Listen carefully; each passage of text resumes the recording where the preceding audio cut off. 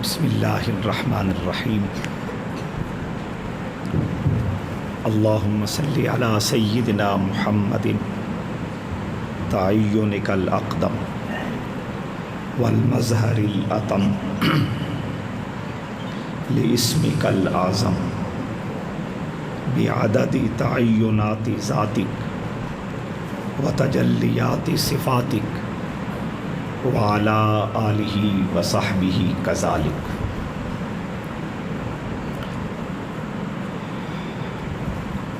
مجلس میں موجود تمام علماء کرام،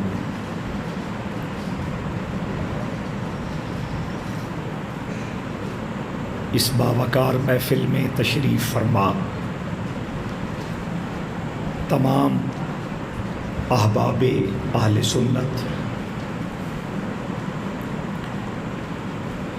آج کی یہ باوقار مجلس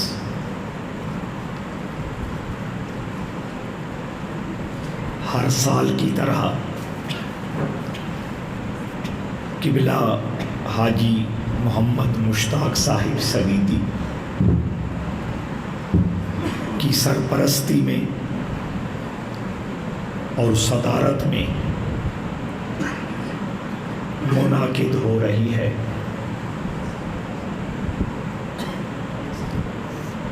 خانقاہ معظمیہ سے محبت و عقیدت کا رشتہ رکھنے والے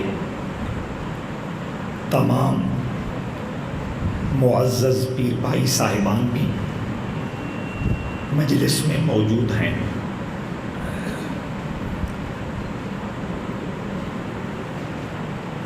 جیسا کہ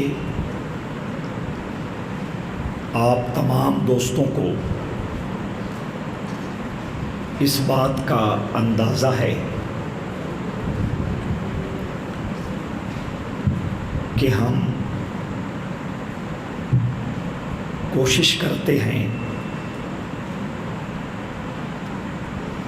کہ ہمارے دینی پروگرام، ہماری دینی محافل، جن کا بنیادی مقصد تربیت ہے، فکری تربیت، اخلاقی تربیت، عقیدے کی تربیت اور روحانی تربیت، ان ساری محافل کا بنیادی مقصد بھی ہے اور محور بھی ہے۔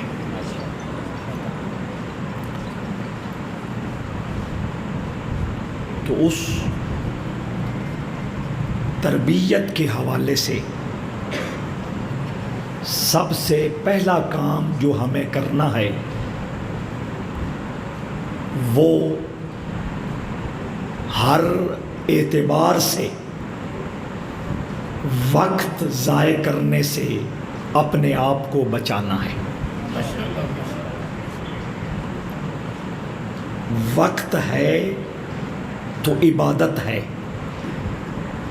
وقت ہے تو ذکر ہے، وقت ہے تو نیکی کی دعوت ہے، وقت ہے تو برائی سے بچنے کا پیغام ہے، وقت ہے تو دنیا کے سارے معاملات اور معمولات ادا ہو سکتے ہیں۔ اگر وقت ضائع ہو گیا تو پھر یوں سمجھ لو کہ ہمارے جسم سے جو روح تھی وہ نکل گئی۔ اس لیے اس باوقار مجلس میں قرأت قرآن کے لیے جو معزز قاری صاحبان جلوہ گر ہوتے ہیں اور رحمت عالم صلی اللہ علیہ وآلہ وسلم کی بارگاہ اقدس میں ہدیہ نعت کے لیے جو نعت خوان تشریف لاتے ہیں، ان کی خدمت میں ہاتھ جوڑ کر بس حد احترام میں عرض کروں گا کہ آپ نے محسوس نہیں فرمانا، اور ہمارے اس مشن اور ہمارے اس تحریکی پروگرام کی مدد فرمانی ہے، محبت فرمانی ہے اور ہماری حوصلہ افزائی فرمانی ہے۔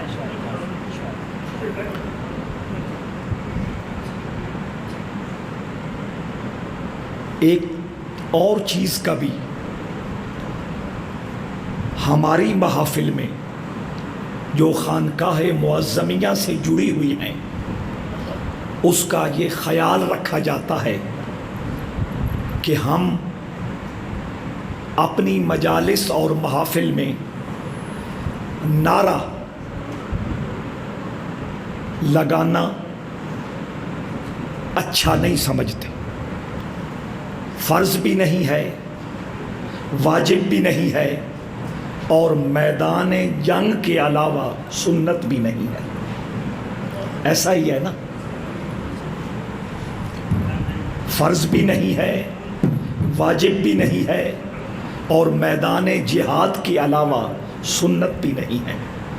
اس لیے آپ نے محسوس نہیں فرمانا، جتنا وقت نصیب ہوا، گفتگو کا موقع ملا، آپ نے پوری خاموشی کے ساتھ اور جتنا ممکن ہو سکے توجہ کے ساتھ جو کچھ آپ کی بارگاہ ناز میں عرض کیا جا رہا ہے اس کو سننا ہے۔ اور تیسری بات جس کا ہم خیال رکھتے ہیں وہ یہ ہے کہ کم از کم جس وقت میں آپ کے ساتھ ہم کلام ہوں، آپ کے ساتھ گفتگو کا شرف حاصل کر رہا ہوں، تو میری گفتگو کے درمیان آپ میں سے کسی دوست نے مجھے پیسے عطا نہیں فرمانے، اپنی جگہ بیٹھے رہنا ہے اور اسی دھیان کے ساتھ، اسی پیار کے ساتھ اور اسی توجہ کے ساتھ گفتگو سننے کی زحمت فرمانی ہے۔ آج کی ہماری اس تربیتی مجلس اور تربیتی محفل میں جو گفتگو ہونے والی ہے وہ ایک منفرد موضوع ہے۔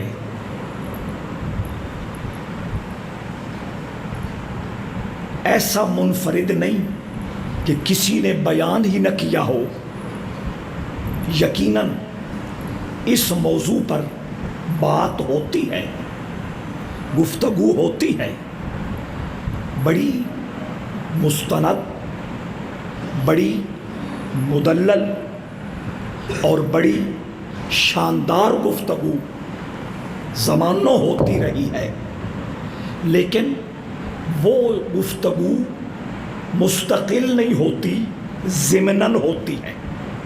ضمناً کا مطلب یہ ہے کہ موضوع کوئی اور ہے، عنوان کوئی اور ہے، درمیان میں یہ بات آ گئی تو بیان کرنے والوں نے سنا دی۔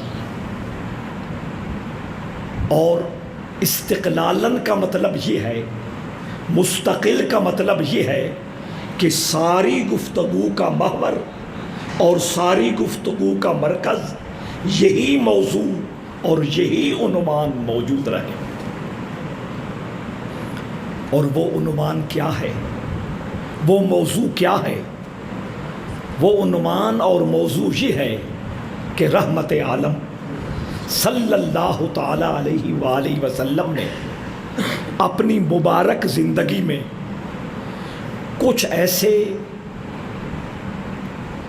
اوقات آئے ہیں اور کچھ ایسے مواقع پیدا ہوئے ہیں کہ اللہ کے حبیب نے کسی بات کو سن کر، کسی انداز کو دیکھ کر یا کسی محبت بھری خدمت کو دیکھ کر برجستہ دعا دی ہو۔ اس بات کو آگے لے جانے سے پہلے آپ دوستوں کے ذہن میں یہ بات میں بٹھانا چاہتا ہوں کہ ہم نے اپنے بزرگوں سے یہ سنا ہے، دعا کرایا نہ کرو، دعا لیا کرو۔ آپ کو سمجھ آ گئی؟ الحمدللہ۔ دعا کرانا اور ہے اور دعا لینا اور ہے۔ دعا کرانے کا مطلب یہ ہے کہ تم ماں کی خدمت میں حاضر ہو، باپ کی مجلس میں موجود ہو، استاد کی محفل میں حاضر ہو، اپنے مرشد کی خدمت میں موجود ہو اور انہیں کہہ رہے ہو میرے لیے دعا کرو، میرا یہ مسئلہ ہے حل ہو جائے، میری یہ پریشانی ہے دور ہو جائے۔ اس وقت ماں، باپ، استاد، مرشد آپ کا لحاظ کرتے ہوئے کہ چھوٹا ہے، اولاد ہے، شاگرد ہے، مرید ہے، لحاظ کرتے ہوئے رسمی طور پر ہاتھ اٹھا دے گا یا زبانی ہاتھ اٹھائے بغیر کہے گا اللہ تمہارے لیے آسانیاں پیدا کرے، اللہ تمہاری مشکل کو دور فرمائے، اللہ اس معاملے کو حل فرمائے۔ لیکن دعا لینا ایک دوسرا رویہ ہے، اور وہ رویہ کیا ہے کہ تم اپنی ماں، تم اپنے باپ، تم اپنے استاد اور تم اپنے مرشد کا کوئی ایسا کام کر کے، کوئی ایسا عمل کر کے، کوئی ایسی خدمت کر کے اور کوئی ایسی بات کر کے دل راضی کرو۔ جب دل راضی ہوگا تو دل کی گہرائیوں سے جو الفاظ دعا نکلیں گے وہ اللہ کے عرش کے دروازے کو جا کے دستک دیں گے۔ تو آج کے اس باوقار میلاد شریف کے پروگرام سے ہم نے پہلا سبق یہ لے کے جانا ہے کہ ہماری ماں کے ساتھ، ہمارے باپ کے ساتھ، ہمارے استاد کے ساتھ اور ہمارے مرشد کے ساتھ آج کے بعد رویہ ایسا ہو جائے، بیہیو ایسا ہو جائے اور سلوک ایسا ہو جائے کہ ہمیں فارمیلٹی پورا کرنے کے لیے، دعا کے لیے کہنا ہی نہ پڑے، ہم ان کے سامنے سامنے ہونا کجا انہیں ہمارا خیال آ جائے اور ان کے دل سے بے ساختہ ہمارے لیے دعا نکل جائے۔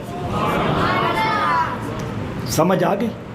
اب اگر آپ کو سمجھ آئی تو حضور علیہ السلام نے اپنی مبارک زندگی میں مختلف اپنے غلاموں کو دعاؤں سے نوازا، اور اس میں انہوں نے یہ نہیں کہا تھا یا رسول اللہ دعا کیا کیجئے، یہ بھی صحابہ کی سنت ہے۔ خاتون جنت رضی اللہ تعالی عنہ حسنین کریمین کو اللہ کے حبیب کے دربار میں پیش کرتی ہیں اور باقاعدہ عرض کرتی ہیں یا رسول اللہ میں آپ کے نواسوں کو، اپنے لخت جگر کو، علی کے نور نظر کو آپ کی خدمت میں پیش کر رہی ہوں اور کرم کی التجا کرتی ہوں۔ یہ ایک الگ رویہ ہے اور الگ سنت صحابہ ہے کہ حضور کی بارگاہ میں وہ دعا کے لیے پیش ہوئے۔ آپ نے سنا ہے اور آپ نے پڑھا ہے کہ حضرت انس رضی اللہ تعالی عنہ کی والدہ رسول کریم کی بارگاہ میں چھوٹے سے انس کو بچپن میں پیش کرتی ہے یا رسول اللہ انس کو اپنی غلامی میں بھی قبول کیجئے اور انس پر نظر رحمت بھی فرمائیے۔ تو رحمت عالم صلی اللہ علیہ وآلہ وسلم نے ان کے سر پر ہاتھ بھی پھیرا اور 3 دعائیں دی تھی۔ یا اللہ اس کی عمر میں اضافہ فرما، یا اللہ اس کے رزق میں اضافہ فرما، یا اللہ اس کی اولاد میں اضافہ فرما۔ دعا کرانا الگ معمول ہے، اور دعا کرانا سنت صحابہ ہے، سنت آل پاک ہے، سنت خاتون جنت ہے۔ لیکن آج کی اس خوبصورت مجلس میں ہماری گفتگو کا موضوع اور عنوان رحمت عالم سے دعا کرانا نہیں، دعا لینا ہے۔ کس کس موقع پر حضور علیہ الصلوۃ والسلام نے اپنے غلاموں کو دعا سے نوازا اور برجستہ دعا فرمائی، اچانک دعا فرمائی۔ بہت سارے واقعات احادیث طیبہ کی کتابوں میں موتیوں کی طرح چمکتے ہوئے موجود ہے۔ ان میں سے دو چار چیزیں آج کی اس مجلس میں میں آپ کے سامنے رکھنا چاہتا ہوں۔ الحمدللہ حسب معمول ہمارا پروگرام بر وقت شروع ہوا۔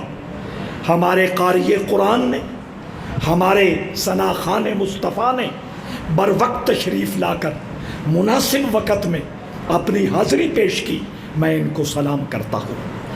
آپ لوگوں نے بھی محبت کی اور عشاء کے بعد والا جو کنسپٹ ہے اس کو ایک طرف رکھتے ہوئے نماز مغرب کے بعد اس بابرکت مجلس میں تشریف لا کر قبلہ حاجی صاحب کی بھی حوصلہ افزائی فرمائی اور مجھ پر بھی احسان کیا۔ آنے والے وقتوں میں آپ کو خود اندازہ ہوگا کہ ہماری مجالس، ہماری محافل کیا ڈیمانڈ کرتی ہیں، کیا مطالبہ کرتی ہے۔ ناراض نہیں ہونا، ہماری مجالس اور ہماری محافل میں وہ لوگ آنا پسند نہیں کرتے جن کو علم کی ذرا روشنی مل گئی ہو۔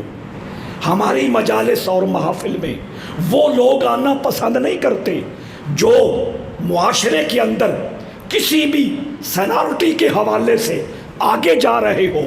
یہ مطلب نہیں کہ وہ نفرت کرتے ہیں، یہ مطلب نہیں کہ وہ ان محافل کو ناپسند کرتے ہیں، یہ مطلب نہیں کہ وہ ان مناسب محافل کے بارے میں کوئی غلط مائنڈ لیے پھرتے ہیں۔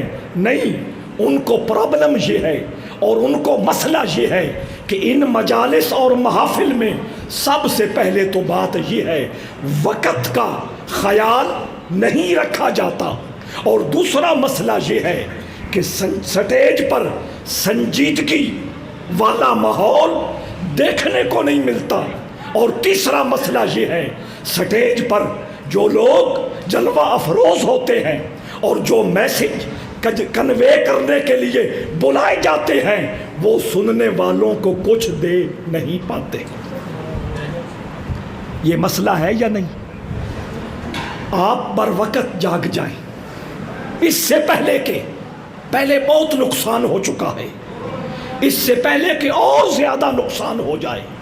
آپ کی دعوت پر آنے کو کوئی تیار نہ ہو، آپ کی بات سننے کے لیے کوئی آمادہ نہ ہو سکے، آپ کی ان خوبصورت مجالس کی زینت بننے کے لیے کوئی حامی نہ بھرے، اس وقت آنے سے پہلے سنجیدہ ہو جاؤ، متانت اختیار کرو، اور جو زمانے کا مطالبہ ہے اور جو زمانے کا تقاضا ہے اس کو فالو کرتے ہوئے اپنی ان مجالس اور اپنی ان محافل کو جتنا قیمتی بنا سکتے ہو بناؤ۔ آپ یہ سن کر حیران ہو جائیں گے کہ رحمت عالم صلی اللہ تعالیٰ علیہ وآلہ وسلم کے مبارک زمانے میں آسمان نے ایک دن یہ بھی دیکھا تھا کہ مسجد نبوی کے پر نور ماحول سے 20 مبلغ نکل رہے ہیں اور 20 کے 20 مختلف زبانوں کے ماہر ہیں۔ یہ کیا بات ہوئی؟ عربی جو ہے قرآن کی زبان ہے، حدیث کی زبان ہے، رحمت عالم کی زبان ہے، قبر میں عربی سنی اور بولی جائے گی، جنت کی زبان عربی ہے، اور حضور علیہ الصلوۃ والسلام اس ایک عربی کے علاوہ 19 اور زبانیں اپنے غلاموں کو اور اپنے صحابہ کو یاد کرا رہے ہیں، ان زبانوں کو ازبر کروا رہے ہیں، ان زبانوں پہ ان کا عبور کرا رہے ہیں۔ اس لیے حضور جانتے ہیں کہ دین اسلام صرف عرب تک محدود نہیں ہوگا، یہ کائنات کے ہر گوشے میں پہنچ کے رہے گا۔ ورنہ کہتے کہ بس عربی ہے، بس بات ختم۔ نہ، ضد چھوڑ دے، زمانے کی نبض کو سمجھے، زمانے کے تقاضوں کو سمجھے، مسلک نہیں چھوڑنا، عقیدہ نہیں چھوڑنا، اپنے قرآن اور حدیث سے طے شدہ جو معمولات ہیں ان کو نہیں چھوڑنا، اپنا جو فکر ہے اس کو نہیں چھوڑنا، اپنے مسلک میں تسلب اختیار کرنا ہے، لیکن زمانے کے تقاضوں کو سمجھتے ہوئے زمانے کی آنکھ میں آنکھ ڈال کر محمد عربی کا پیغام ساری کائنات میں پہنچانا، یہ میرا مطالبہ ہے۔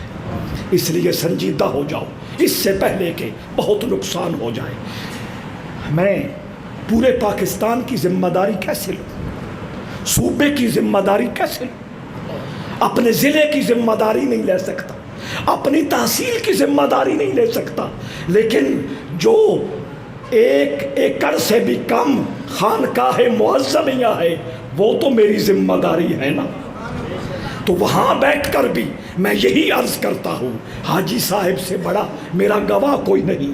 انہوں نے مجھے دیکھا، میرے والد کو دیکھا، میرے دادا کو دیکھا، یہ 3 نسلیں دیکھ چکے ہیں، اور لوگ کہنے والے کہتے ہیں کہ ان لوگوں کے آنے پر لوگ اپنی گھڑیاں ملاتے ہیں۔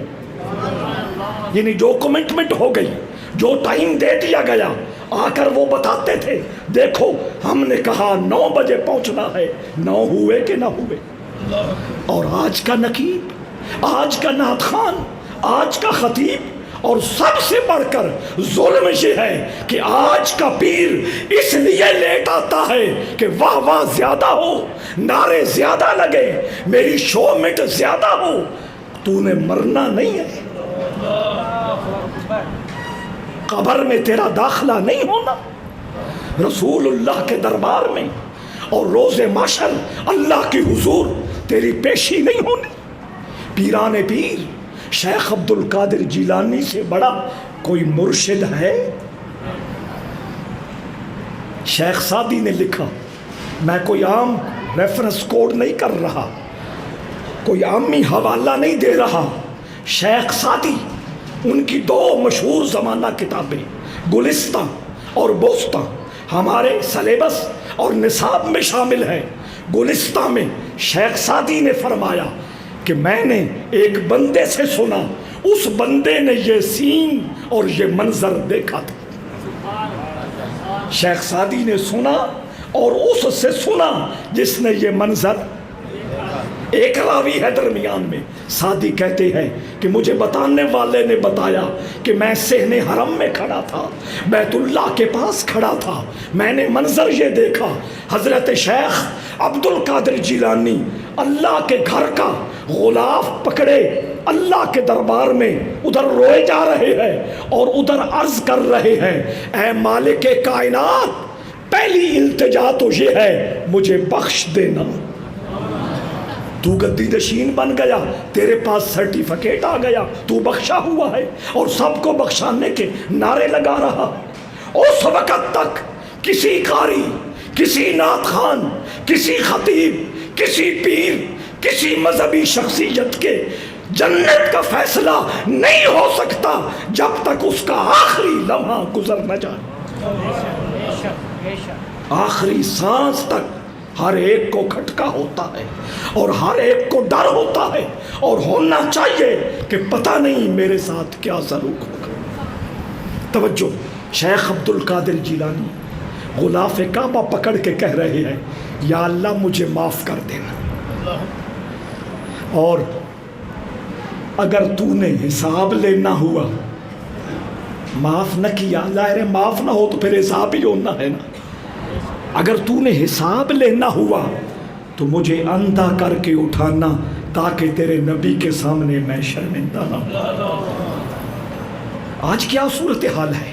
اس لیے میں بار بار ہاتھ جوڑ کے عرض کر رہا ہوں، جاگ جائیے، بیدار ہو جائیے، سنجیدگی اپنائیے، وقت کی قدر کریں، اور جو پیغام اور جو میسج اس قوم تک پہنچانا چاہتے ہیں اس کا اچھی طرح جائزہ لے لیں کہ ہم کیا کہہ رہے ہیں۔ جو کہہ رہے ہیں اس کی ضرورت ہے، جب ضرورت ہے تو پھر کس لہجے میں کہنا ہے، کس انداز میں کہنا ہے، اور کس ذمہ داری سے کہنا ہے، اور کس دلیل کے اور برہان کے سائے تلے کھڑے ہو کے کہنا ہے۔ اسی لیے سید نصیر الدین نصیر نے کہا تھا، لہجے میں گر رس ہو تو دو بول بھی بہت ہے۔ لہجے میں گر رس ہو تو دو بول بھی بہت ہے، انسان کو رہتی ہے محبت کی زبان یاد۔ تو اس محبت کا جو چھتر ہے اس کے نیچے آ جائیں، اور اس کے نیچے کھڑے ہو کر اپنے پختہ عقیدے کو اور اپنے پختہ دلیل کو اس خوبصورتی کے ساتھ امت تک پہنچائیں، تاکہ سننے والوں کے کانوں کے ذریعے ان کے دلوں کی کھیتیاں آباد ہوتی جائیں۔ تو بات میں نے یہ کری تھی کہ رحمت عالم صلی اللہ تعالی علیہ وآلہ وسلم نے کچھ ایسے اوقات ہیں اور کچھ ایسے مواقع ہیں جہاں بے سخت اپنے غلاموں کو نوازا ہے۔ دوسری بات، پہلا سبق میں نے عرض کر دیا جو ہمیں یہاں سے لے کے جانا ہے کہ ہم نے دعا کرانی نہیں، دعا ایک بات۔ اب دوسری بات، ان احادیث کی روشنی میں ان احادیث کی روشنی میں ساری بات کر رہا ہوں، توجہ چاہتا ہوں۔ دوسری بات جو مجھے بھی یاد کرنی ہے اور آپ کو بھی اچھی طرح یاد کرنی ہے، اور آپ نے اس کو اپنے پلے باندھ کے جانا ہے، سنو، دھیان سے سنو، پوری توجہ سے سنو۔ اگر وقتی طور پر یہ بات سننے پہ بوجھ بھی آتا ہے، جب اکیلے ہو کے اس پہ غور کرو گے، صرف بوجھ نہیں اترے گا، رحمت کی گٹا چھا جائے گی۔ سنو، دوسری بات جو ان احادیث کی روشنی میں مجھے اور آپ کو رسول اللہ کے در سے نصیب ہو رہی ہے، وہ یہ ہے کہ ہر بڑا چھوٹے کو چھوٹا نہ سمجھے، بڑا سمجھے۔ بہت سارے مسائل کا حل نکل آ جائے گا۔ کسی کے پاس پیسہ ہے، کسی کے پاس علم ہے، کسی کے پاس عہدہ اور کرسی ہے، کسی کے پاس نام نہاد بزرگی کا لیبل ہے۔ نام نہاد، میں نے بولا نام نہاد بزرگی کا لیبل ہے۔ وہ یہ سمجھتا ہے میرے پیسے کی چمک، جس کے پاس علم ہو وہ یہ سمجھتا ہے میرے علم کا رعب اور میرے علم کی دھمک، اور جس کے پاس نام نہاد بزرگی ہو وہ یہ سمجھتا ہے میری جھوٹی موٹی روحانیت کا رعب اسی وقت قائم رہ سکتا ہے۔ ہٹو، بچو، جاؤ، نکلو، تم کون ہو، مجھے نہیں سمجھتے۔ یہ رویہ ہے یا نہیں؟ یہ معاشرے میں کئی جگہ نظر آتا ہے یا نہیں؟ رحمت عالم صلی اللہ تعالی علیہ وآلہ وسلم نے اس حوالے سے بھی میری تربیت کی، آپ کی تربیت کی۔ میرے آقا نے لفظوں سے نہیں، تقریروں سے نہیں، نعروں سے نہیں، مختلف جلسے اور جلوس نکال کے نہیں، آپ نے اپنے رویے سے یہ بتایا ہے کہ بنی ہاشم کا لال، کائنات کا تاجدار، انبیاء کا امام، رسولوں کا سردار، کائنات کا فخر، وجہ کون و مکان، عرش اولا کا دلہا، یہ جو اتنی عظمت ملی ہے یہ اس لیے ملی ہے کہ اس نے چھوٹوں کو بڑا بنایا ہے۔ سمجھ آ رہی ہے؟ تو یہ بات ہم نے پلے باندھ کے جاننی ہے کہ ہم نے کسی کو چھوٹا نہیں سمجھا۔ یہ چھوٹے کل کے بڑے ہیں، یہی بڑے چھوٹے کل کے بڑے ہو کر اس کائنات کا فخر بنے گے۔ لہٰذا سب کا خیال رکھو، سب کا دھیان رکھو۔ خیال اور دھیان سے مراد یہ ہے سب کی عزت نفس کو سب سے پہلے رکھو۔ اس کے کپڑے ماڑے ہیں، اس کی قوم کمزور ہے، اس کا پیشہ چھوٹا ہے، اس کا سورس آف انکم کچھ نہیں، پرے کرو نہ عزت نفس یہ وہ معاملہ ہے جس کی سب سے پہلے رحمت عالم صلی اللہ علیہ وآلہ وسلم نے تعلیم بھی دی ہے. صرف تعلیم نہیں دی، ساری زندگی اپنے بہترین رویے سے چھوٹوں کو بڑا بنایا. میں پنجابی بھی بول لینا، سمجھ آ گئی گل میری؟ یہ دو سبق فی الوقت ہمیں مل گئے. حدیث شروع کرنے لگا ہوں. رحمت عالم صلی اللہ تعالی علیہ وآلہ وسلم کی بارگاہ میں حضرت سیدنا عثمان ابن عفان، عثمان غنی، عثمان ذو النورین رضی اللہ تعالی عنہ نے ایک میٹھی چیز بنا کے بھیجی. اس میں کھجور تھی، اس میں ملائی، سمجھ آیا؟ ملائی بالائی، کریم دودھ کی، کھجور، ملائی، اور اس زمانے میں چنے کا آٹا، آج اسے میدا کہہ لو. یہ ریسپی تھی اس میٹھی چیز کی. کھجور، ملائی اور میدا، ان تین چیزوں سے وہ حلوہ تیار ہوا. اس دن رحمت عالم صلی اللہ علیہ وآلہ وسلم اپنی بیبیوں میں سے سیدہ ام سلمہ کے گھر تھے. میں آپ کو ایک بات یاد کراتا چلا جاؤں، ذوق بھی بڑھے گا اور مقام مصطفیٰ سے بھی کچھ نہ کچھ آشنائی ہوگی. رحمت عالم صلی اللہ علیہ وآلہ وسلم کو جبرائیل امین نے ایک شیشی میں کچھ مٹی لا کر دی تھی اور کہا تھا یہ میدان کربلا کی مٹی ہے. یاد آ گیا؟ رحمت عالم نے ادھر ادھر دیکھا، پھر وہ شیشی پکڑی، فرمایا ام سلمہ میرے قریب آ جا. اس وقت عائشہ بھی موجود تھی، اس وقت میمونہ بھی موجود تھی، اس وقت زینب دونوں موجود تھی، اس وقت حضرت صفیہ موجود تھی، اس وقت ام حبیبہ موجود تھی، اس وقت سیدہ حفصہ موجود تھی، حضور کی ساری بیبیاں موجود تھی، لیکن نظر انتخاب ام سلمہ پہ پڑی. سنالٹی کے اعتبار سے اور دلی قربت کے اعتبار سے اور بہت ساری ہستیاں ان میں تھی، ام سلمہ پہ نظر پڑی. وقت گزرتا گیا، وقت گزرتا گیا، میدان کربلا سجا. امام پاک نے اپنی روح کو اور اپنی جان کو اللہ کے دربار میں پیش کیا. رحمت عالم نے ام سلمہ سے فرمایا تھا جس دن یہ مٹی سرخ ہو جائے گی، یعنی بلڈ میں کنورٹ ہو جائے گی، خون میں بدل جائے گی، سمجھنا اس دن میرا حسین شہید ہو گیا ہے. میدان کربلا میں شہادت کا معاملہ پیش آیا. ادھر اس شیشی میں موجود مٹی سرخی میں بدل گئی. حضرات زیبکار، بتانا یہ چاہتا ہوں رحمت عالم اس وقت جانتے تھے جب میدان کرب و بلا سجے گا، حسین میرے دین کی حفاظت اور اشاعت اور اس کی آبرو کو قائم رکھنے کے لیے اپنا اور اپنے کنبے کا سر اللہ کے دربار میں پیش کرے گا.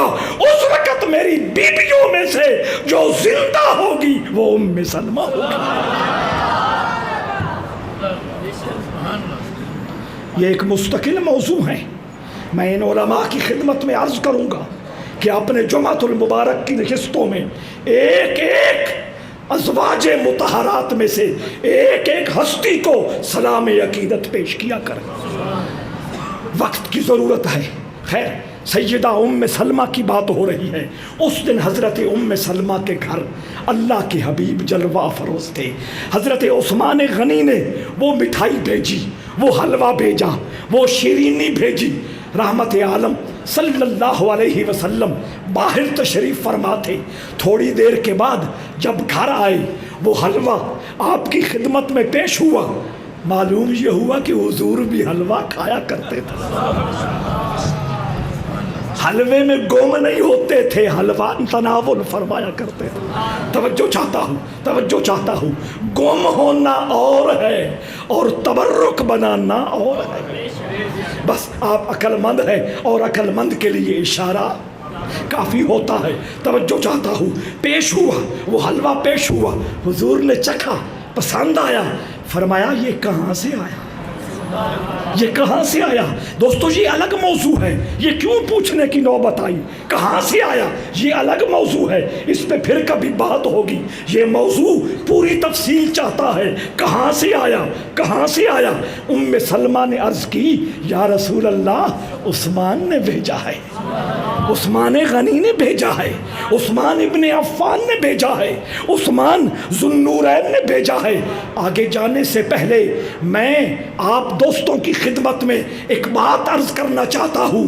کوئی افسر ہو، اس کے ماتحت چند ملازم ہو، کوئی استاد ہو، اس کے 10-12 شاگرد ہوں، کوئی سیاستدان ہو، اس کے ساتھ رہنے والے کوئی 15-20 لوگ ہوں، توجہ چاہتا ہوں، کوئی پیر ہو، اس کے 10-12 مرید ہوں، سب کے لیے یہ سبق آ رہا ہے کہ اگر کوئی ایک شخص شاگردوں میں سے، مریدوں میں سے، ملازموں میں سے، سیاستدان کے نوکروں میں سے اگر کوئی ایک شخص کوئی اچھا کام کرے تو اس اچھے کام کو ہائی لائٹ کرنا اور اس اچھے کام کو باپ کے سامنے، استاد کے سامنے، افسر کے سامنے، بادشاہ کے سامنے، مرشد کے سامنے اچھا بنا کر پیش کرنا رسول اللہ کے صحابہ کی سنت ہے۔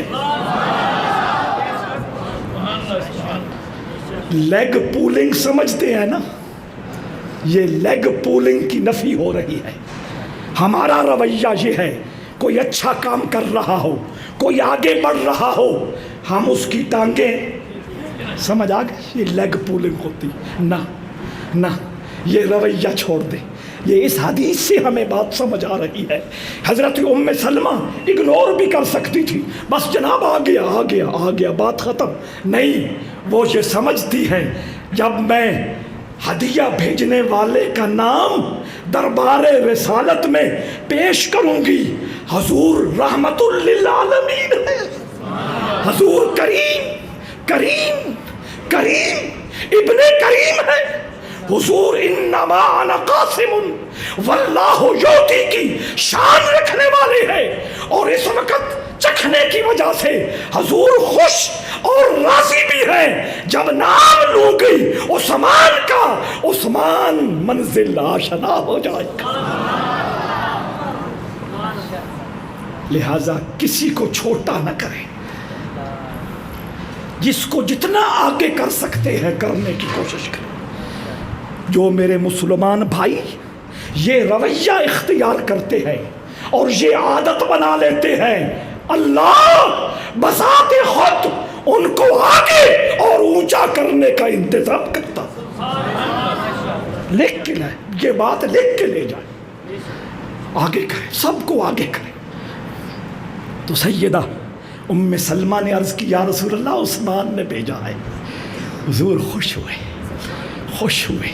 اب کوئی دعا کے لیے ہاتھ جوڑ کے، سمجھ آئیے، یا رسول اللہ، پیر جی، استاد جی دعا کر، کوئی ہاتھ جوڑ کے نہیں بیٹھے، کوئی رسمی کارروائی نہیں ہو رہی، کوئی فارمیلٹی ادا نہیں کی جا رہی، کوئی ایسا لب و لہجہ اختیار نہیں کیا جا رہا۔ اللہ اکبر، بس وہ حلوہ بھیجا، ام سلمہ نے کہا عثمان نے بھیجا ہے، رحمت عالم کی رحمت جوش میں آ گئی، حضور کی رحمت جوش میں آ گئی۔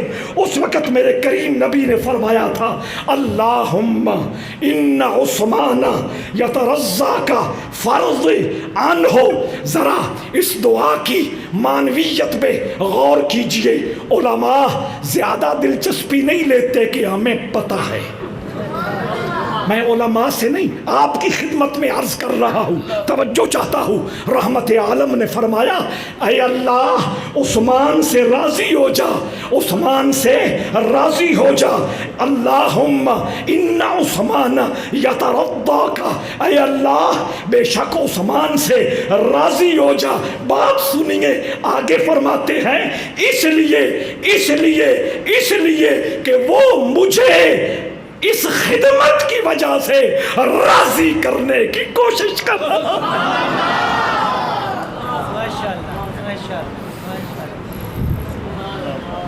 مقام مصطفیٰ بھی نکھر کے سامنے آیا کہ نہیں؟ حضور کی خدمت میں مٹھائی پیش کر دی جائے اور من میں یہ ہو آقا خوش ہوں گے، آقا راضی ہوں گے، تو اللہ کی حبیب اللہ کے دربار میں یہ التجا کرتے ہوئے سنائی دیں اللہ راضی ہو جا کہ اس خدمت کی برکت سے وہ مجھے راضی کرنا چاہتا ہے۔ اور اب آپ کو وہ مسئلہ بھی سمجھ آ گیا ہوگا جب رحمت عالم اپنا مبارک سر رکھ کر حضرت شیر خدا علی المرتضیٰ کی گود میں آرام کر رہے ہیں اور سورج ڈوب جاتا ہے، حضرت سیدنا علی المرتضیٰ کی آنکھوں سے آنسو آتے ہیں، گرم گرم قطرہ حضور کے چہرے پہ پڑتا ہے، آنکھ کھلتی ہے، یا رسول اللہ نماز قضا ہو گئی، اللہ کی بارگاہ میں میرے آقا نے یہی جملہ بولا تھا اے اللہ علی تیری اور تیرے نبی کی نوکری میں تھا۔ تو اب اللہ عثمان پہ راضی ہوا ہوگا یا نہیں؟ تو خدمت ہدیہ یہ رضا کا سبب ہوتا ہے، خوشی کا سبب ہوتا ہے۔ کتنا ٹائم ہے جناب؟ توجہ چاہتا ہوں، بہت توجہ چاہتا ہوں۔ میں چشتی، قادری، نقشبندی، سہروردی اس تقسیم سے بہت اونچا رہتا ہوں، توجہ چاہتا ہوں۔ یہ بھی معاشرے کا ایک مرض ہے، اس مرض سے بھی نجات حاصل کرنا ہے۔ میرا یہ ذوق ہے، چشتی ہو، قادری ہو، نقشبندی ہو، سہروردی ہو، رفاعی ہو، شاذلی ہو، کوئی بھی سلسلہ ہو، محمد عربی کے گلشن کے پھول ہیں۔ باغ میں چلے جائیں، مختلف قسم کے پھول ہوتے ہیں یا نہیں؟ کسی کا رنگ جدا، کسی کی خوشبو الگ، کسی کی شاتابی اور رانائی الگ۔ حضرت باقی باللہ کی بات کرنے لگا، مجدد الف ثانی کے شیخ کریم حضرت باقی باللہ کی بات کرنے لگا۔ اور حیرت کی بات یہ ہے کہ شاہ عبدالعزیز محدث دہلوی رحمہ اللہ نے اس کو سب سے پہلے لکھا، اور پھر ان سے دیوبند مکتبہ فکر کا بڑا مشہور نام ہے مولانا زکریا کاندھلوی، انہوں نے بھی اپنی کتابوں میں یہ قصہ لکھا۔ توجہ، حضرت باقی باللہ گھر میں بیٹھے تھے، مہمان آ گئے، دروازے کے سامنے مٹھائی کی دکان تھی اور اس کا مالک ہندو تھا، نوجوان بچہ تھا، ہندو تھا۔ اس نے سوچا اچانک بابا جی کے مہمان آ گئے، پتہ نہیں گھر میں خدمت کے لیے کچھ رکھا ہوگا یا۔ اس نے ٹرے میں مختلف مٹھائیاں سجائیں، بابا جی کے دروازے کو دستک دی، حضرت باقی باللہ باہر آئے، نوجوان مٹھائی سے بھرا تھال لے کر دروازے پہ کھڑا ہے، حضور قبول کیجئے، کیوں؟ مہمان آئے ہیں، میں نے سوچا پتہ نہیں اس وقت تیاری ہو سکے گی یا نہیں ہو سکے گی۔ انداز بھی بات کرنے کا دیکھو اور خدمت کا بروقت خوبصورت رویہ بھی دیکھو۔ فرمایا تھال قابو کر، پہلے میری بات سن، کیا مانگتا ہے؟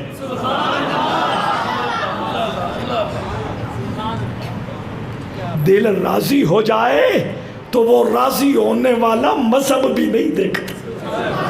کچھ سمجھ آ رہی ہے یا نہیں؟ کیا مانگتا ہے؟ کچھ نہیں۔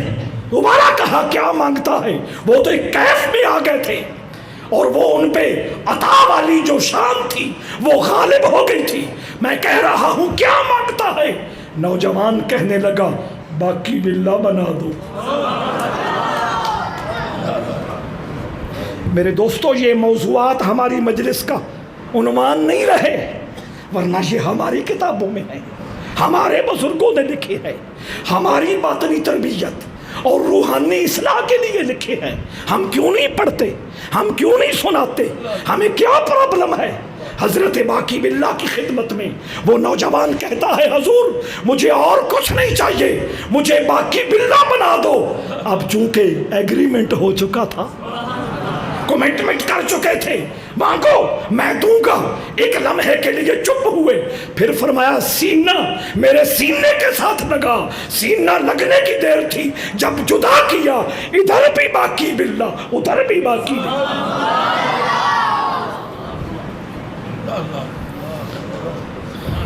شاہ عبدالعزیز محدث دہلوی نے یہاں نسبت کی قسمیں لکھی ہیں، فلاں نسبت فلاں نسبت فلاں نسبت.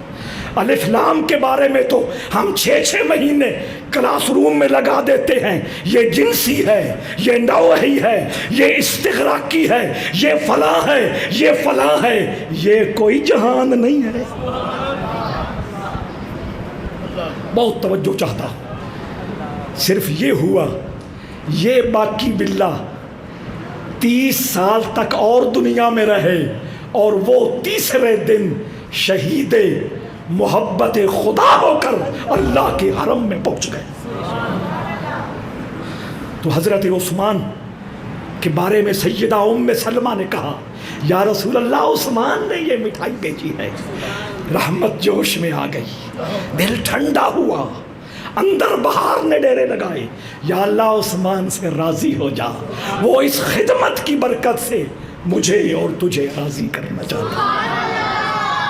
یہ بچے آئے، کسی ادارے میں پڑھتے ہوں گے، کسی خاص ماحول سے ان کا تعلق ہوگا. ان کے چہروں کی رونق، ان کے ٹوپیوں کا ایک خوبصورت انداز، ان کا اکٹھے آنا، یہ بڑا ایک خوبصورت معاملہ ہے اور ایک بہترین فعل ہے. میں ان کے لیے بات عرض کرنے لگا ہوں، توجہ چاہتا ہوں. رحمت عالم صلی اللہ علیہ وآلہ وسلم جتنے بچے یہاں موجود ہیں متوجہ ہو جائیں، بڑے اپنے بچوں کو سنانے کے لیے متوجہ ہو جائیں. بہت توجہ سے سننے والی بات ہے. رحمت عالم صلی اللہ تعالی علیہ وآلہ وسلم مسجد نبوی میں تشریف لے گئے. حضور تو اندر چلے گئے، ایک بچہ آ گیا، اس کو غلام بھی حدیث میں نہیں بولا گیا، غلام بولا گیا. یعنی اتنا چھوٹا بچہ جو بالغ ہو جائے اس پہ غلام بولتے ہیں، جو ابھی بالغی کی حد کو نہ پہنچ سکے اس کو غلام بولتے ہیں. یہ اس میں تصغیر کا صیغہ ہے، جیسے کتاب اور کتاب چاہ. فرق ہے یا نہیں؟ تھوڑے صفحے ہوں تو کیا کہلائے گی؟ کتاب چاہ. بڑے ورقے اور زیادہ صفحے ہوں تو کیا کہلائے گا؟ کتاب. یہ ہر زبان میں ہوتا ہے تصغیر. عربی زبان میں بھی تصغیر ہے. عمر، عمیر، قرش، قریش، مختلف تصغیر کے الفاظ ہیں. یہاں حدیث میں ہے غلام، چھوٹا سا بچہ تھا. اس نے رحمت عالم کو جوڑے جوڑے اتارتے دیکھا اور کھڑا ہو گیا. کس نے سکھائے؟ اسماعیل کو.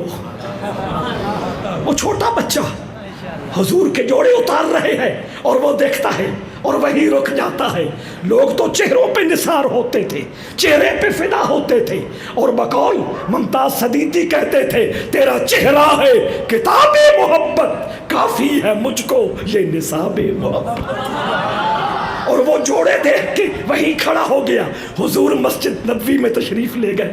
وہ بچہ آگے بڑھا، ایک جوڑے کو اٹھاتا اپنے کپڑے کے ساتھ صاف کرتا، دوسرے جوڑے کو اٹھاتا اپنے کپڑے کے ساتھ صاف کرتا، کبھی اوپر سے کرتا، کبھی اندر سے کرتا، کبھی نیچے سے اپنے کپڑوں پہ اس کو ملتا. یہی عمل کرتا رہا. رحمت عالم باہر تشریف لائے اور وہ اپنے رانجھا راضی کرنے میں ابھی کوئی سمجھ آ رہی ہے؟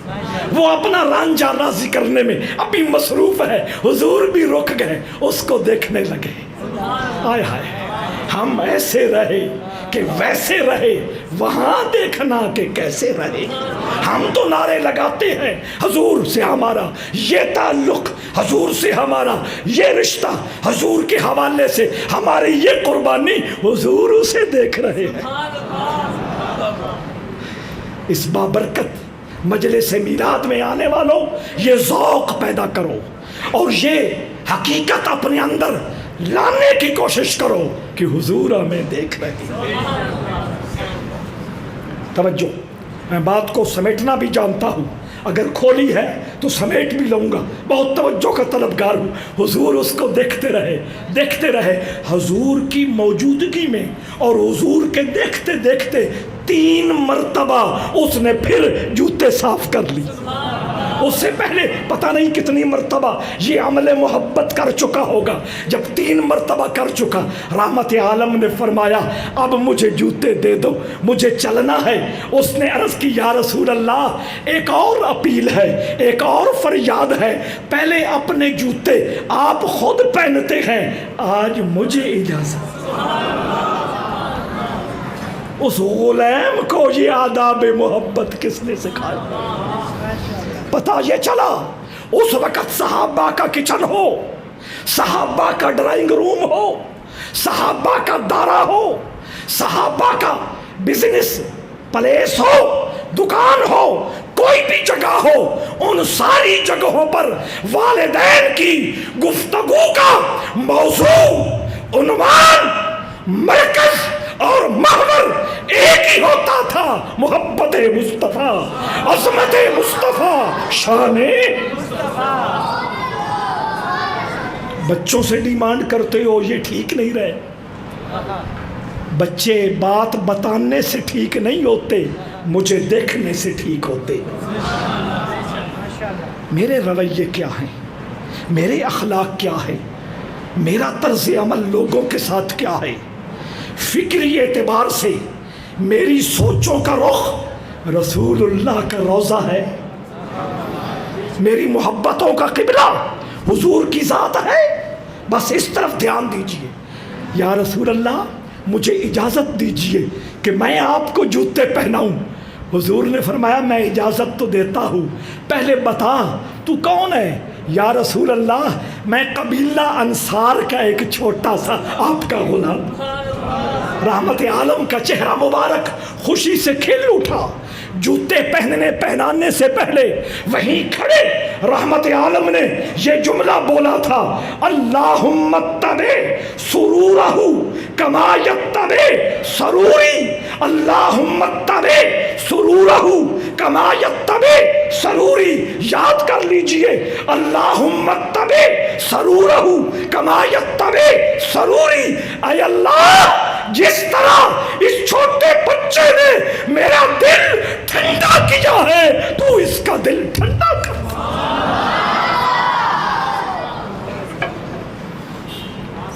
اب بچوں آپ کا کیا خیال ہے؟ محمد محمد کریں گے یا نہیں؟ رحمت عالم کی عظمتوں کے گجرے گائیں گے یا نہیں؟ حضور کی شان اور تعریف سلیقے کے ساتھ، تدبیر کے ساتھ، ہوش کے ساتھ، حکمت عملی کے ساتھ اپنے سینوں کی گہرائیوں میں ڈالیں گے یا نہیں؟ اے اللہ، جس طرح اس نے میرا دل خوش کیا، میرا دل ٹھنڈا کیا، اس کا دل بھی ٹھنڈا کر دے۔ 2 حدیثیں اور عرض کرنی ہیں اور بات کو سمیٹنا ہے، توجہ چاہتا ہوں۔ میرے آقا کے زمانے میں مسجد نبوی کا ایک خدمت گار تھا۔ تمام حدیث کی کتابوں میں ابھی تک یہ مسئلہ حل نہیں ہوا کہ وہ میل تھا یا فیمیل، وہ خادم تھا یا خادمہ تھی۔ یہ طے ہے حبشی قوم سے اس کا تعلق تھا۔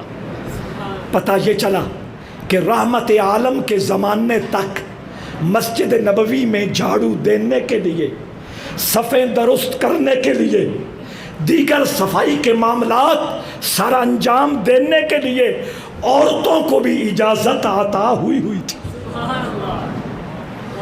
وہ خادم ہے یا خادمہ، لیکن اس کا کام یہ ہے کہ وہ رسول اللہ کے گھر کی خدمت کرتی ہے۔ بہت توجہ، اس دفعہ تو سب کی سعادت مندی کہ قبلہ حاجی صاحب نے رسول اللہ کے در پر پہنچانے کا بھی ایک چانس دیا ہے۔ اس لیے پھر حضور کی باتیں توجہ چاہتا ہوں۔ حضرت سیدنا علی المرتضی شیر خدا کرم اللہ وجہہ الکریم، آپ 3 کام کرتے تھے۔ کتنے؟ یہ چوتھا پیغام میں آپ کو دینا چاہتا ہوں۔ 3 کام کرتے تھے: سلے ہوئے کپڑے یا ان سلے کپڑے اکثر لوگوں کو عطا کرتے تھے۔ اکثر جو بھی آپ کے دروازے پہ آ جاتا، وقت ہوتا یا نہ ہوتا، دسترخوان بچھ جاتا اور کچھ بھی نہ عطا کرتے، شہد جانتے ہو نا، ساڑی بولی دا دے مکھیوں، عربی میں کہتے ہیں عسل، انگریزی میں کہتے ہیں ہنی، ایسا ہی ہے نا۔ وہ شہد دسترخوان پہ حضرت علی پاک رکھتے اور اسے کہتے اور کچھ نہیں، یہ چکھ لو، ہر بندے کے ساتھ۔ اور تیسرا، جہاں پتہ چلتا وہاں مسجد ہے، مسجد میں روشنی کا انتظام کرتے، چراغ بھیجتے، دیا بھیجتے، اس زمانے کے ڈیمانڈ کے مطابق مسجدوں کو روشن کرنے کا انتظام کرتے۔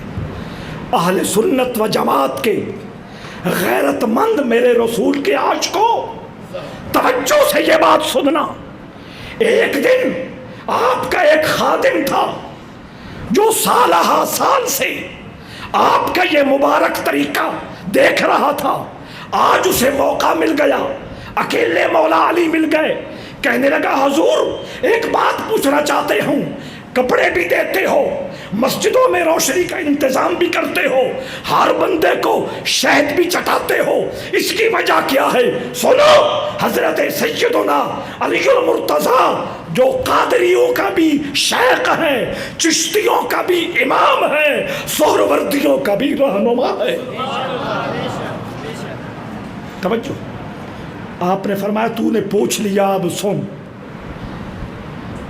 علی پاک نے فرمایا کپڑے اس لیے ہر ایک کو دیتا ہوں کہ روز قیامت جب میرے عیبوں کی وجہ سے اللہ مجھے ننگا کرنے کا ارادہ کرے گا تو یہ دیے ہوئے کپڑے کام آئیں گے، اللہ پردہ پوشی فرما دے گا۔ اور آج کا پیر کتنا آزاد ہے۔ اور سن، یہ جو میں شہد ہنی سب کو پیش کرتا ہوں، وہ اس لیے جب آخری سانس نکلتا ہے نا گلا خشک ہو جاتا ہے، اور اس خشکی کی وجہ سے وہ غرغرے والی کیفیت میں کبھی کبھی الفاظ زبان کیچ نہیں کر پاتی۔ میں سب کو شہد اس لیے کھلاتا ہوں ان کا گلا تر رہے گا، اس لمحے اللہ میرے گلے کو تازہ رکھے گا۔ اور فرمایا یہ جو میں مسجدوں میں روشنی کا انتظام کرتا ہوں اس کی وجہ یہ ہے قبر میں جو اندھیرے ہیں، جو تاریکیاں ہیں، اللہ کے گھروں کو روشن کرنے کی برکت سے اپنی قبر میں اجالے۔ اب آئیے وہ بات جو میں سمجھانا چاہتا ہوں آپ کو اچھی طرح سمجھ آ جائے گی۔ وہ مسجد نبوی کی خادمہ یا خادم فوت ہو گیا، پہلے بیمار ہوا، حضور جاتے رہے، مزاج پرسی کرتے رہے، عیادت فرماتے رہے، اس کی قسمت پر ہم سب کے ماں باپ قربان نہ ہو جائیں جس کے گھر حضور مزاج پرسی کے لیے جا رہے ہیں، اور ہم یہاں پڑھتے نہیں ہیں میرے گھر بھی ہو جائے۔ تو کتنی بار اس کے گھر وہ چراغ جلا، سراج منیر اپنی ساری جلوہ سامانیوں کے ساتھ جلوہ گر ہوئے. تقدیر کا فیصلہ اٹل تھا. وہ مسجد نبوی کا خادم یا خادمہ فوت ہو گئے. رات کا سناٹا، رات کا اندھیرا. صحابہ کرام نے کہا حضور کو کیا تکلیف دینی، جنازہ پڑھایا، قبر میں دفن کر دیا.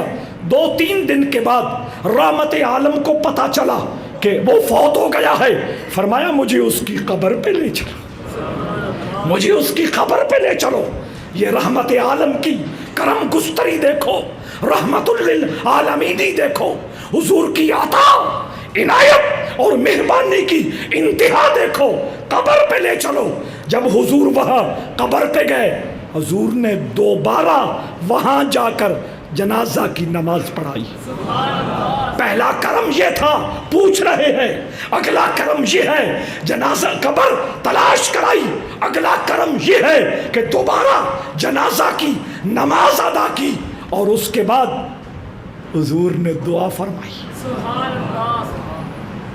وہ میں نے کہا کہ اچانک بے ساختہ حضور کی رحمت جوش میں آتی ہے.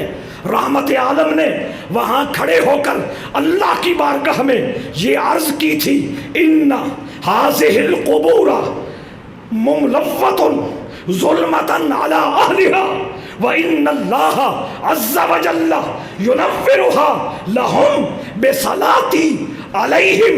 میرے آقا نے فرمایا یہاں آ کر میں نے منظر دیکھا تھا، قبروں میں اندھیرا ہے، قبروں میں تاریکی ہے، قبروں میں سختی ہے.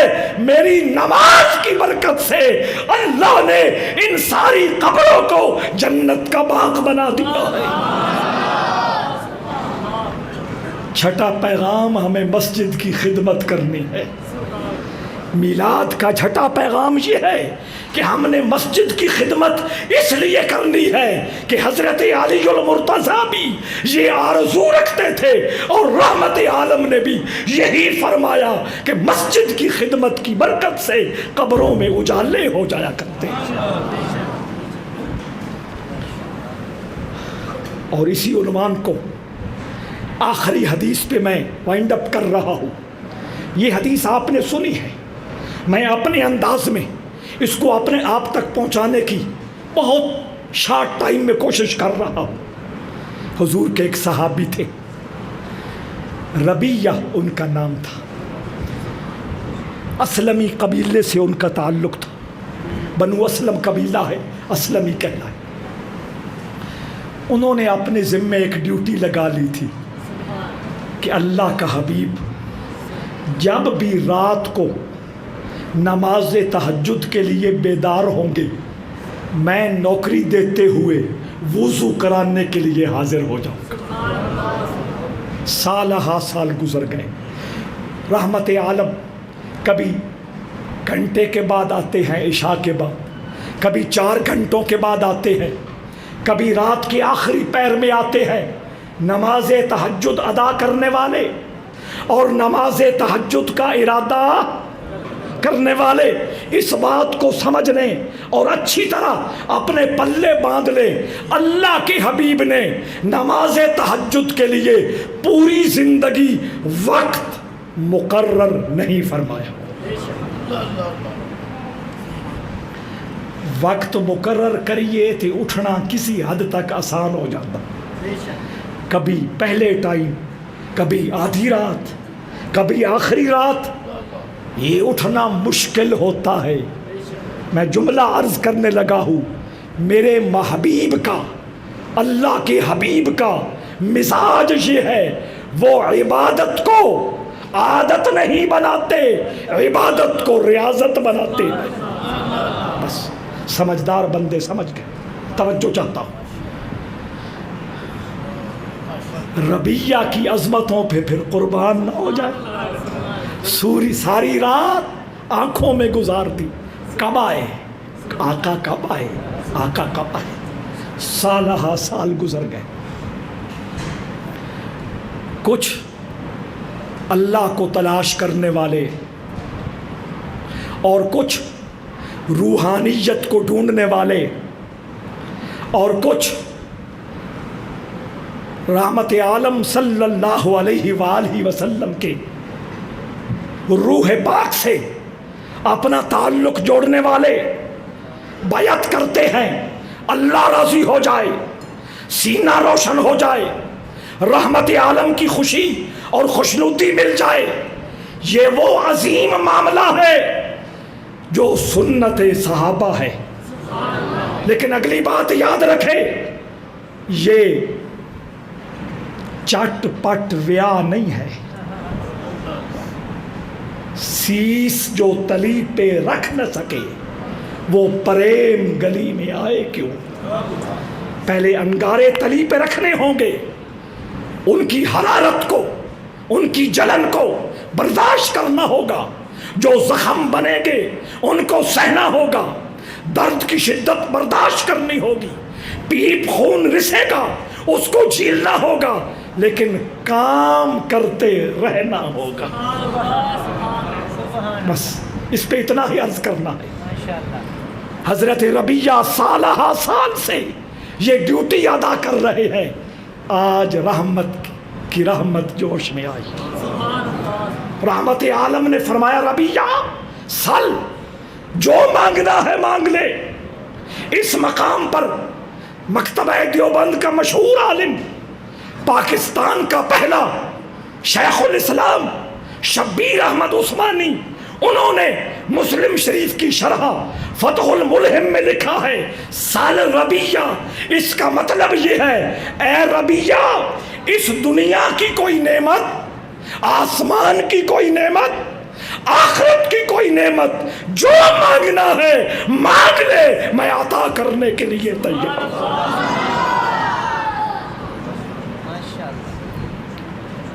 اتنا خوش ہوئے، اتنا خوش ہوئے، اتنا خوش ہوئے اس کی خدمت کا انداز دیکھ کر، خدمت کا تسلسل دیکھ کر، کنٹینیو ایک محنت دیکھ کر آج اتنا خوش ہوئے کہ بے سختہ فرما دیا جو مانگنا ہے۔ وہ بھی حضور کے مکتب کا پڑھا تھا۔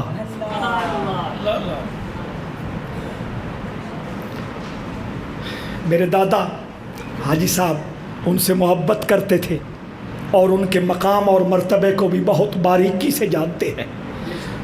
جامعہ معظمیہ ہمارا ادارہ ہے، اس میں قاری صاحب دادا جی لائے اور کہا، میرا نام لیا اور میرے چھوٹے بھائی شمس، کہ ان کو حفظ کرا دو۔ قاری صاحب کے حوالے کیا۔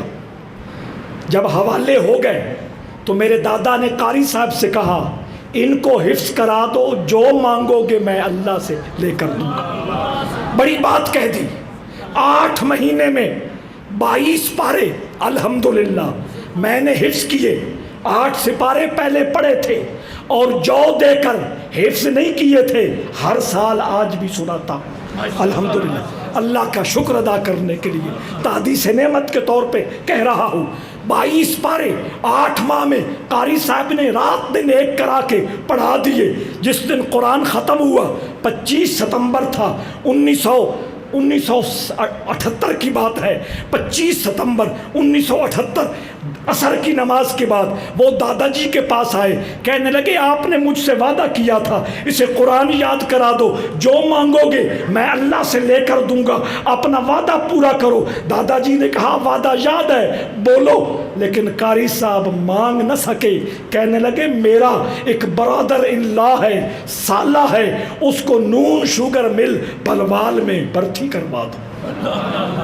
یہ مانگنا بھی ایک اپنی جگہ ایک مقام ہے۔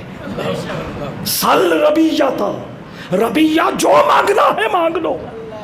آقا نے تو اپنی شان کے مطابق اللہ کے دربار میں اور اللہ کے خزانوں تک جو میرے مصطفیٰ کی پہنچ، اپروچ اور رسائی تھی، اس کا اعلان کر دیا۔ اب اس پہ بات ہے وہ کیا مانگتا ہے۔ حضرت ربیہ کہنے لگے اسألک مرافقتک فی الجنہ، اور کچھ نہیں مانگتا، جنت میں بھی آپ کی ذات ہو، میرے ہاتھ میں لوٹا ہو، میں آپ کی ڈیوٹی کر رہا ہوں۔ اچھا، جو کچھ میں نے عرض کیا آپ کے جوتوں کے ساتھ سجنے والی مٹی کے صدقے اللہ میری باتوں میں خلوص رکھے، اور ہمیں ہر نمائش، ہر لالچ، ہر روحانی بیماری سے ہمیشہ کے لیے ہم سب کو نجات عطا فرمائے۔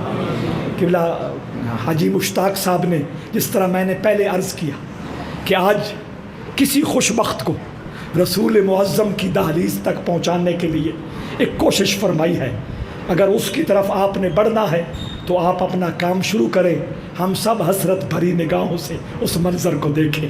وما علیہ الا البلاغ۔